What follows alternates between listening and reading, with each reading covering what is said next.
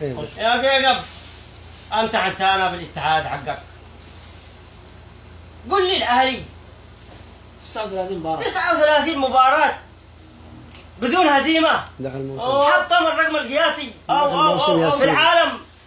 فريق الملكي ولا فريق حصل ولا فريق زي النادي الاهلي. 2000 يشهد له، يشهد له التاريخ. حتى في اوروبا وزي الاهلي يشهد له التاريخ. تقول لي الاتحاد وان شاء الله باذن الله يضرب بيد من حديد الله. النادي الاهلي ان شاء الله. والاستاذ وليد البارح غلط غلطه كبيره في حق النادي الاهلي.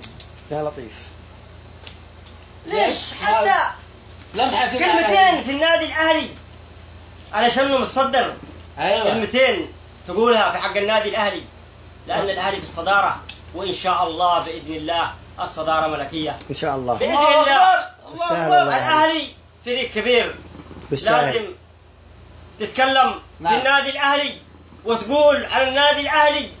النادي الاهلي ان شاء الله باذن الله اي فريق يدقه دق او دق دق باذن الله. سومة واحنا ان شاء الله نفتخر بالنادي الاهلي. يا ابو أربعة والسومه ويا ابو اذا أربعة قال لها دوري دور. بدور. شلنا من تحت بإذن لتحت، الله. شلنا من فوق من يا ابو فوق. أربعة تحت تحت جو جو تحت ده جو جو. تحت جو من فوق كيف؟ صواريخ عند السومه بس. وان من تحت شاء لفوق. الله باذن الله أو الاهلي ما يفرط في نقطه من النقاط باذن الله.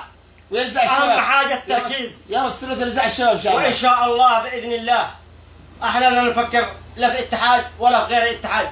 نلعب كورة. اهم حاجه لعب كوره صح. ايوه وان شاء الله نجيب النتيجه بقدره ربي سبحانه وتعالى. ان شاء الله. واحنا معاك يا ملكي.